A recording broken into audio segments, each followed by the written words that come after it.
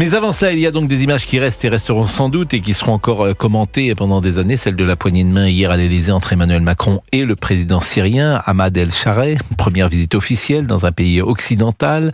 Le chef de l'État lui a demandé de protéger tous les Syriens sans exception. Le président syrien a longtemps dirigé un groupe armé issu de l'ex-branche d'Al-Qaïda en Syrie. Les critiques sont nombreuses. Pour Laurent Wauquiez, on ne reçoit pas des dirigeants qui sont d'anciens terroristes membres d'organisations qui veulent attaquer la France. La honte, a écrit Jordan Bardella, le président du Rassemblement national. Je vous propose d'écouter Emmanuel Macron hier à l'Élysée.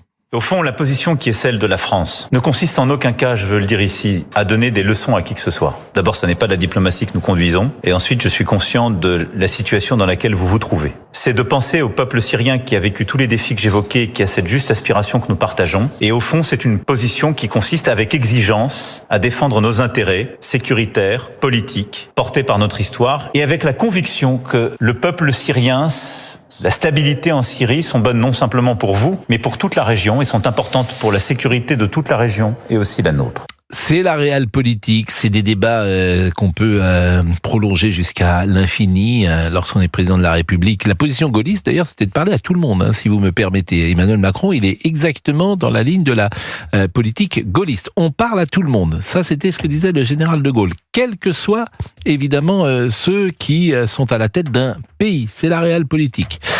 Nicolas Dupont-Aignan, président de Debout la France, invité de Sonia Mabrouk ce matin sur CNews et Europe 1. Écoutons-le. Mais quelle honte! Mais hier, j'avais la chair de poule de me dire la honte de ces images. Qu'est-ce qui vous a le Pour plus les choqué victimes, dans ces images? j'ai pensé aux victimes du Bataclan. Mais quelle image de la France!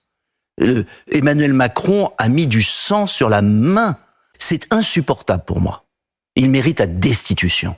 Plus que jamais. La destitution pour avoir reçu malgré tout un terroriste par intérim. Un terroriste. Il préside aux destinées d'un pays qui est un carrefour dans la région. Mais un carrefour, quelqu'un qui s'est réjoui des attentats. Nicolas Dupont-Aignan, effectivement, il parlait des attentats du Bataclan qui ont eu lieu il y a 10 ans, il y aura 10 ans puisque c'était en 2015. Et cet homme-là, effectivement, avait approuvé ce qui s'était passé au Bataclan. Fabrice Balanche, il est maître de conférence à l'université de Lyon 2, il est spécialiste de la Syrie, il était interrogé par Laurent Tessier ce matin. Fabrice Balanche, c'est le professeur qui a été pris à partie, chacun s'en souvient, par des étudiants dans Lyon 2. Qui est le président syrien ? C'est quelqu'un qui est pragmatique, mais ça ne veut pas dire qu'il soit modéré. C'est quelqu'un qui reste un radical. Il a rompu tactiquement avec Al-Qaïda en 2016. C'était pas une rupture, c'était plutôt un éloignement, un divorce à l'amiable, parce qu'idéologiquement, il n'a pas rompu. Il a besoin de 5 ans pour installer confortablement sa république islamique totalitaire. Il a besoin, dans un premier temps, qu'on lève les sanctions, d'une aide économique, d'une certaine légitimité occidentale pour s'imposer en Syrie vis-à-vis du reste de la population, des autres factions qui ne l'acceptent pas forcément. Et c'est pour ça qu'il montre un visage aimable. Mais c'est un type qui a du sang sur les mains, c'est un manipulateur. Sa spécialité, c'était en Irak, lorsqu'il était avec Al-Qaïda, c'était de pousser les jeunes à commettre des attentats suicides. Fabrice Balanche, maître de conférence à l'université de Lyon 2, spécialiste de la Syrie, toujours interrogé par Laurent pour Europe 1. Cette fois-ci, il évoque la garde rapprochée du président syrien. Les djihadistes, c'est la colonne vertébrale de son pouvoir militaire.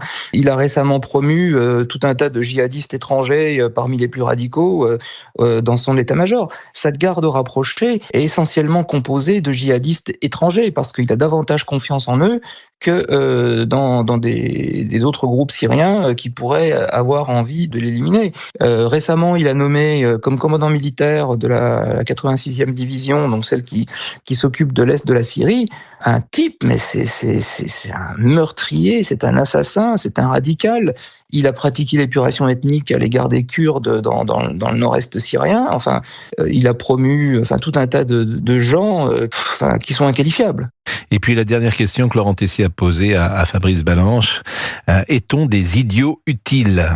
Moi, je ne dis pas idiot utile, je dis plutôt naïf utile. C'est-à-dire que vous avez un courant aux affaires étrangères, notamment la cellule Afrique du Nord, Moyen-Orient, qui pense qu'il ne faut pas avoir peur des islamistes au pouvoir, en se disant qu'ils vont se déradicaliser une fois qu'ils seront au pouvoir. Et ils pensent, ils prennent leur désir pour des réalités, hein, bien entendu, que ça va se produire avec Ahmad al-Shara.